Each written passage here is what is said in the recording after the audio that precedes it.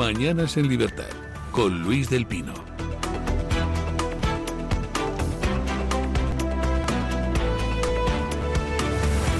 8:04, 7:04 en las Islas Canarias. Vamos con las noticias de las 8 con la ayuda de doña Carmen Carbonell, empezando pues por lo mollar de las elecciones de ayer, donde todos están encantados de haberse conocido. Vale, estupendo. Todos invocan que han triunfado, pero ¿y ahora qué? ¿Qué va a pasar con los pactos?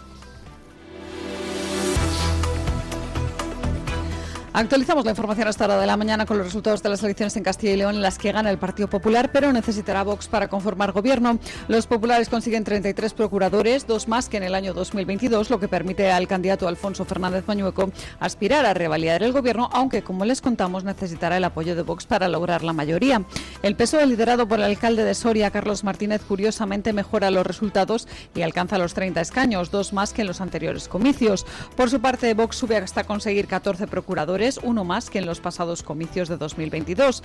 Por tanto, de nuevo en Castilla y León, los pactos entre PP y Vox van a ser determinantes para conformar gobierno. En el otro lado de la balanza, Podemos y la coalición entre Izquierda Unida y Sumar quedan fuera de las Cortes. Entre las fuerzas regionalistas, Unión por León mantiene sus 3 escaños, por Ávila conserva 1 y Soria ya pierde 2 y se queda con un único representante en las Cortes de Castilla y León.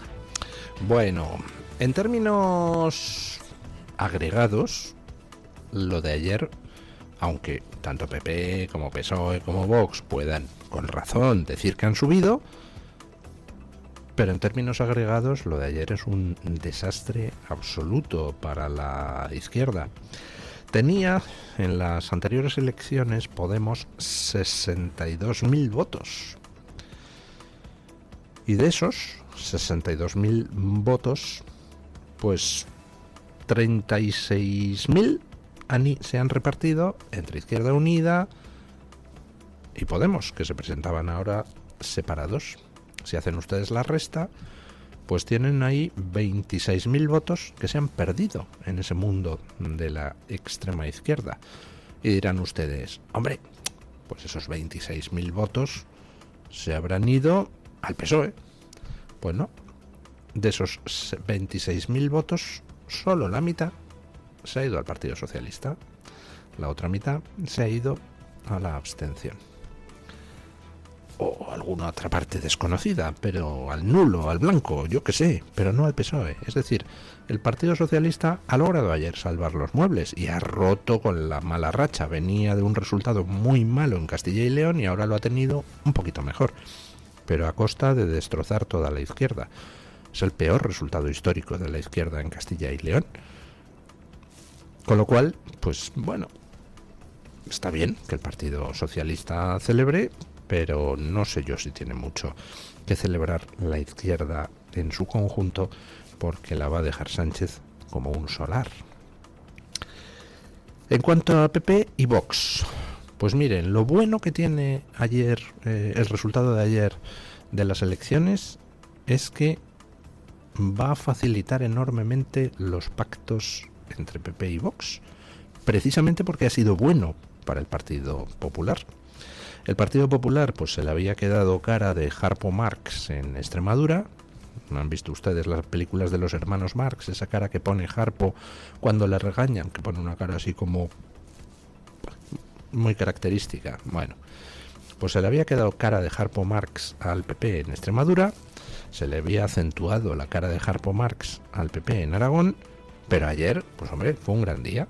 El PP absorbe todo el voto que tenía Ciudadanos. Es curioso cómo provincia a provincia casi coincide matemáticamente. Lo que sube el PP es lo que tenía Ciudadanos en las elecciones anteriores.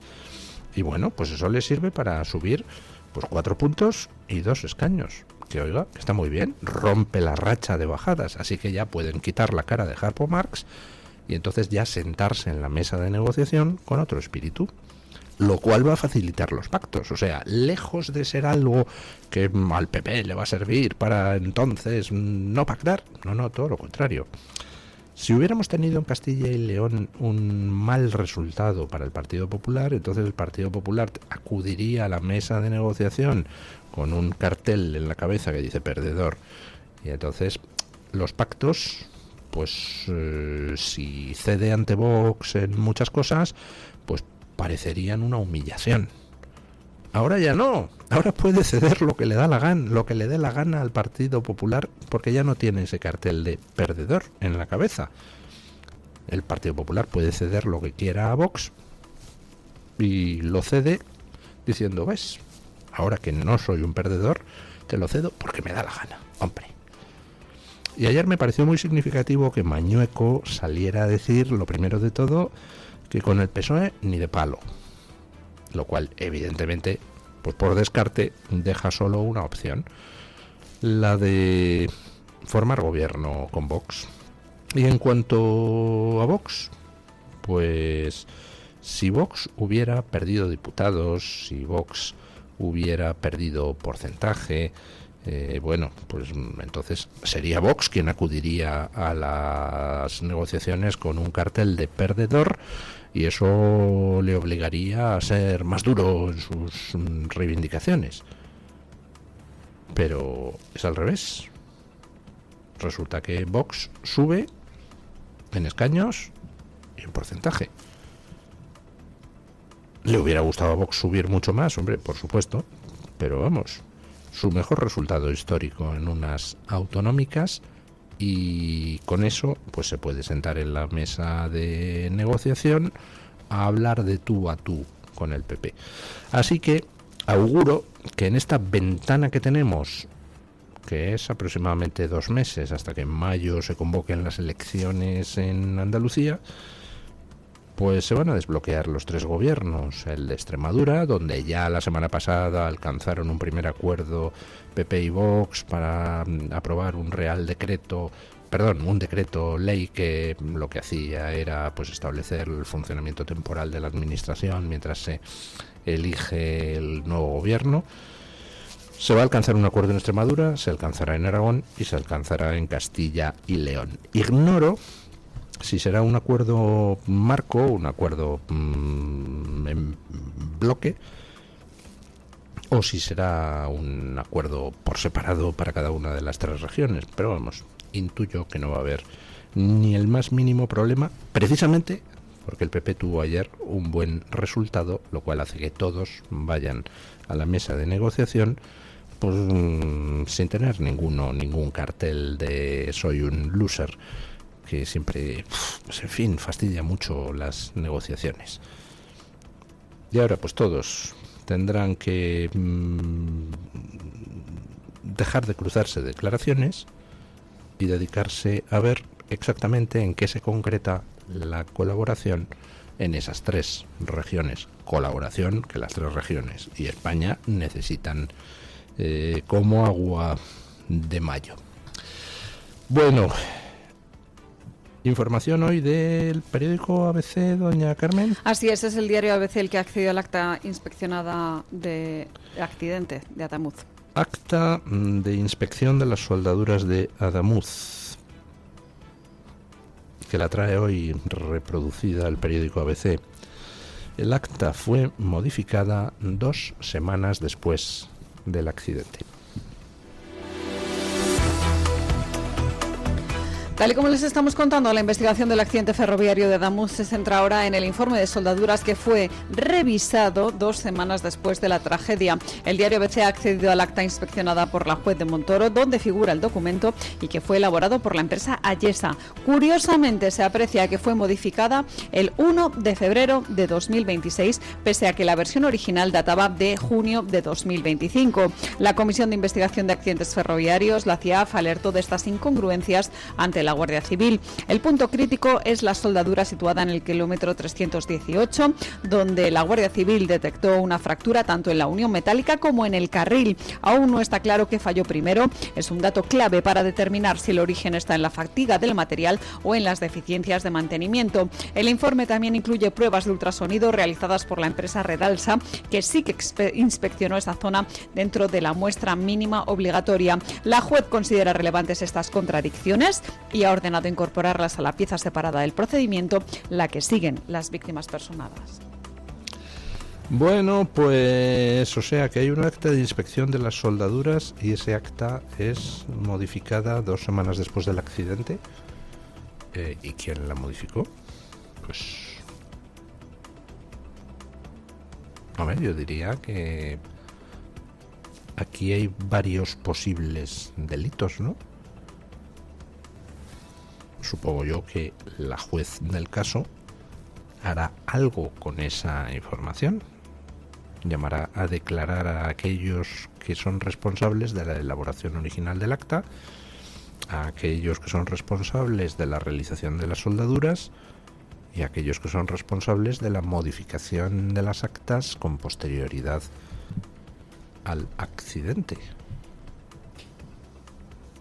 Ya saben ustedes que por un lado está investigando la CIAF, Comisión de Investigación de Accidentes Ferroviarios, que es un organismo que depende en definitiva del gobierno, y por otro lado la juez ha pedido que se nombre que le den una lista para elegir 3 peritos que sean ingenieros de caminos con 15 años al menos de experiencia, con el fin de que esos peritos hagan, por encargo de la juez, un informe al margen del de la CIAF, porque claro, la CIAF, siendo parte del gobierno, pues siempre existe la sospecha de que pueda llegar a conclusiones no perfectamente objetivas.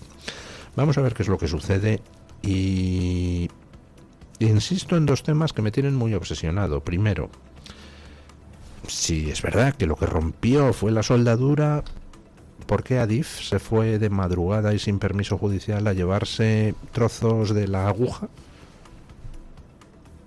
¿Qué sentido tiene? ¿No podían esperar a que saliera el sol para llevarse esos trozos que en principio, si fue responsabilidad de la soldadura, no tendrían nada que ver con el origen del accidente? ¿O es que la soldadura no fue el origen del accidente, sino que fue la aguja y por eso se llevaron esos trozos? Con nocturnidad y sin permiso del juez. Y segunda cosa que me tiene muy desconcertado. ¿Quién está investigando qué pasó en el centro de control de Adif para que Adif no supiera durante una hora dónde estaba un tren de Renfe? ¿Cómo es posible que se perdiera en una vía férrea un tren? ¿Que no se supiera que había descarrilado durante una hora? ¿Hay alguien investigando ese aspecto? Porque la juez está investigando el accidente, pero ¿y la atención posterior? ¿La respuesta al accidente lo está investigando también la juez o no? Yo invitaría a las partes personadas a que aclaren si la juez está a cargo también de eso y si no, que presenten denuncia donde corresponda para que se investigue esa otra parte, porque me parece tan fundamental como la primera. ¿Quién demonios había en el centro de control de Adif que no se supo durante una hora dónde estaba un tren? Que no se supo durante una hora que había 2 trenes descarrilados y no solo uno. Bueno, no ha sido España el único sitio donde ha habido elecciones ayer. También las ha habido en Francia, municipales, con una primera vuelta pues que deja muchas cosas en el aire, pero que confirma que todo lo que es el centro político no atraviesa su mejor momento. No son buenos resultados para la derecha tradicional, pero es que tampoco son buenos resultados para la izquierda tradicional, para el Partido Socialista francés.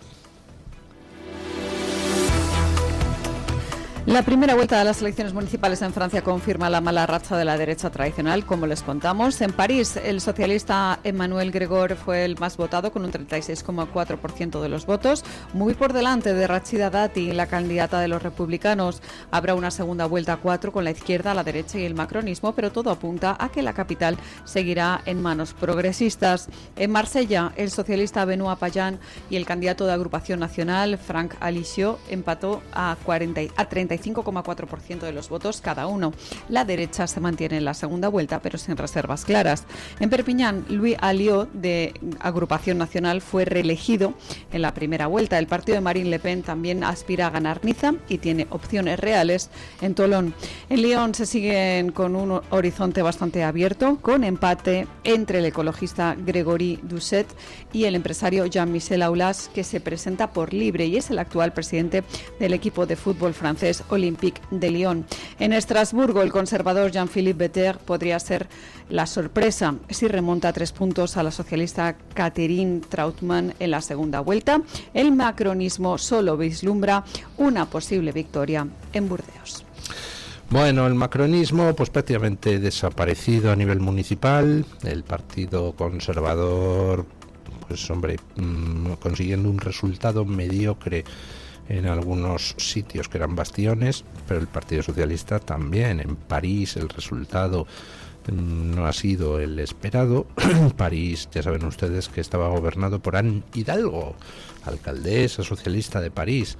Bueno, pues el resultado no ha sido nada bueno y el que se presentaba ahora como candidato pues ha salido a hacer declaraciones contra su predecesora, acusándola de no haberle apoyado lo suficiente. Bueno, andan a bofetadas entre ellos. Y mientras tanto, pues el Frente Nacional y Melenchón, toda la izquierda del Partido Socialista, pues avanzando posiciones. Es lo que suele pasar en una guerra enconada, que quienes se quedan en tierra de nadie, quienes están en el medio, pues al final terminan recibiendo bofetadas por ambas partes y lo que suben son los dos extremos. En toda la costa mediterránea francesa, pues la derecha del Frente Nacional, el partido de Marine Le Pen, ya había tenido unos buenos resultados en las elecciones municipales anteriores, pero es que ahora los mejora y de hecho parece que podrían hacerse con una alcaldía importante como la de Niza, que hasta ahora se les escapaba. En cualquier caso, pues es la primera vuelta de unas elecciones a doble vuelta y ahora todo depende de qué demonios pasa con los desistimientos. Ya saben ustedes que pasan a segunda vuelta pues los que cumplen ciertas condiciones, por supuesto los dos primeros, los dos que hayan quedado primeros, más luego puede pasar a veces un tercero si ha superado un cierto umbral, que no recuerdo si es el 15%, el 20%, bueno, el caso es que ese tercero pues en ocasiones lo que hace es desistir, se retira para favorecer a uno de los dos que han quedado primeros. Y eso pues suele marcarse dentro de los típicos pactos en la política francesa que hasta ahora han ido siempre a perjudicar al Frente Nacional, al partido de Marine Le Pen. Ha habido siempre el famoso cordón sanitario. Bueno, ahora no está tan claro que eso vaya a operar en muchos sitios, así que vamos a ver qué es lo que sucede, porque claro, si en segunda vuelta pasan dos, el del Frente Nacional y el de la extrema izquierda, y el tercero es un conservador que podría pasar pero puede desistir, ¿qué hace? ¿En favor de quién desiste? Es decir, ¿para quién pide el voto? ¿Para ese Frente Nacional al que le hacían cordón sanitario hasta hace 3 minutos? ¿O para la extrema izquierda enloquecida antisemita? Uf, qué difícil, ¿eh? Pues por eso es por lo que está desapareciendo todo el centro político en Francia, porque o te posicionas de un lado o te posicionas del otro, pero cerdear no va a ningún sitio. Bueno, hemos tenido manifestaciones del no a la guerra aquí en España que congregaron 15 veces menos personas que las que fueron a ver el estreno de Torrente Presidente. O sea, un fiasco. Aquí en Madrid fueron 5.000 personas. No da ni para llenar la tercera parte de la Puerta del Sol. O sea, figúrense ustedes el nivel de fracaso de esas manifestaciones. Y por cierto, en las elecciones de Castilla y León se muestra que el no a la guerra pues no ha vendido un colín, porque la izquierda no solo no avanza, sino que encima pierde una cantidad significativa de votos y alcanza su peor resultado histórico. Donde sí ha habido una multitudinaria marcha contra la guerra ha sido en Hungría, pero es contra la guerra de Ucrania. Escuchen. Decenas de miles de personas se han manifestado este domingo en Budapest en la mayor marcha por la paz celebrada hasta ahora en Hungría. La concentración tenía el objetivo de reivindicar la defensa de la soberanía nacional y en contra de la guerra de Ucrania. El acto estuvo encabezado por el primer ministro Viktor Orbán, que rechazó que los símbolos nacionales sean sustituidos por banderas ucranianas o banderas arcoíris y prometió mantener sus políticas económicas y sociales. En la marcha también intervinieron varios ministros del gobierno, garantizando que Hungría no enviará soldados a Ucrania ni financiará a Volodymyr Zelensky. También se hicieron llamamientos a proteger la estabilidad del país frente a injerencias externas y a una oposición que considera un riesgo para la economía y la seguridad. El acto coincidió con las celebraciones del 15 de marzo, el Día Nacional, que conmemora la Revolución de 1848. El propio Víctor Orbán cerró su intervención asegurando que Hungría seguirá su propia hoja de ruta con paz, precios bajos de la energía y salarios al alza. Aquí en España la izquierda ha intentado utilizar el no a la guerra de Irán y no le ha salido bien. En Hungría, Orbán pues está intentando utilizar el no a la guerra, pero el no a la guerra de Ucrania, y la verdad es que la manifestación ha sido bastante multitudinaria. Ya saben ustedes que las relaciones entre Orbán y Zelensky no son especialmente buenas. Ya saben ustedes que Hungría ha puesto muchísimos problemas a la hora de apoyar a Ucrania. Hungría mantiene una relación con el Moscú de Putin, que es una relación económica intensa, fundamentalmente porque mucha de la energía que Hungría consume viene de allí y no tiene otras formas alternativas Hungría de conseguir energía de momento. Y bueno, pues entre una Hungría que está en el punto de mira de Bruselas, de von der Leyen, Macron y toda la panda, y un Zelensky, que es el niño mimado de von der Leyen, Macron y toda la panda, ha habido unas tensiones crecientes. Recientemente Ucrania cerró el grifo de un gasoducto que abastece a Hungría. Hungría en represalia dijo que piensa, hasta que no se reabra el gasoducto, bloquear la ayuda de 90.000 millones de dólares que la Unión Europea quería dar en forma de préstamo a Zelensky, y de ahí pues la cosa ha escalado a enfrentamiento verbal duro, con Zelensky incluso vertiendo a amenazas físicas contra Orbán, amenazas que de hecho, pues hombre, se pasó 3 pueblos y hasta la propia Unión Europea le tuvo que llamar la atención a Zelensky. Orbán acusa a Zelensky de haber cortado el gasoducto hacia Hungría precisamente porque ahora van a elecciones donde la Unión Europea quiere que Orbán pierda. Hay una oposición a Orbán que se presenta en una lista conjunta y bueno, la campaña está dura. Vamos a ver quién gana. Las elecciones son en abril y está habiendo pues bastante guerra sucia de un lado y de otro, con algún episodio sorprendente, como por ejemplo las imágenes de un candidato pues haciendo el saludo nazi como parte de una celebración de la afición de un equipo de fútbol, los hinchas de estos salvajes de un equipo de fútbol, y resulta que el candidato que hace el saludo nazi en esas imágenes, que al final han tenido que admitir que efectivamente era el candidato, pues no es del partido de Orbán, sino de la oposición. O sea, es el jefe de prensa de la oposición y además candidato en una de las circunscripciones uniprovinciales. ¿Qué va a pasar en Hungría?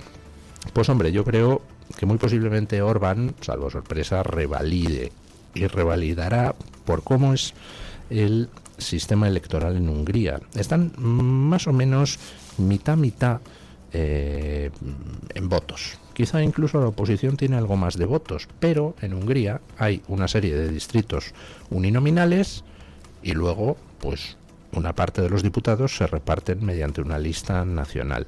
Y resulta que en todos los distritos uninominales, o en muchísimos de ellos fuera de la capital, pues Orbán gana por goleada, con lo cual, incluso aun teniendo un poco menos de voto que la oposición, podría ganar las elecciones en número de diputados. Pero bueno, Orbán está explotando lo que es la oposición a entrar en la guerra de Ucrania y parece, viendo las manifestaciones, esas sí que son manifestaciones multitudinarias de no a la guerra, que la jugada no le está saliendo mal del todo. Y una última cosa muy rápida.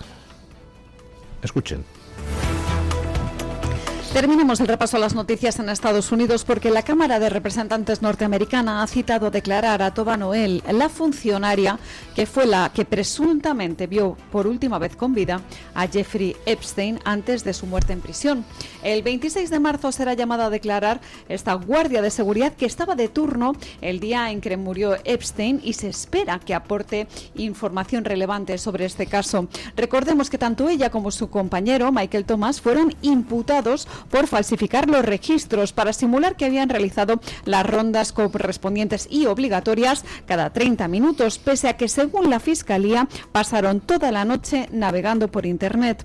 Aunque los cargos fueron posteriormente retirados tras firmar con ambos un acuerdo para que prestaran a cambio servicio comunitario, ahora se va a intentar esclarecer tantos fallos como depurar responsabilidades en la cadena de supervisión previa a la muerte de Jeffrey Epstein, que, como saben, estaba condenado por delitos sexuales y bajo protocolo de prevención de suicidios en el Centro Correccional de Manhattan. Ya saben ustedes que las dudas sobre si Epstein se suicidó realmente pues han estado ahí desde el principio, y es que han salido ahora a la luz en los papeles de Epstein desclasificados algunos datos inquietantes. Esta guardia de seguridad que ha sido llamada a declarar el próximo 26 de marzo ante el Congreso de los Estados Unidos y que estaba de guardia la noche en que Epstein presuntamente se suicida, resulta que media hora antes de ser hallado muerto Epstein, estuvo haciendo consultas sobre Epstein en Internet. Y resulta que recibió, antes de la muerte de Epstein, algunos pagos raritos en su cuenta. Y a pesar de todo eso, pues en época de Biden, todo eso se archivó y no se quiso profundizar en esa investigación. Ahora el Congreso de Estados Unidos ha llamado a declarar a esta guardia de seguridad. Vamos a ver qué pasa porque preveo folletín. Bueno, vamos con la información del tiempo con la ayuda de doña Carmen Carbonell y después pausa publicitaria y a la tertulia del día.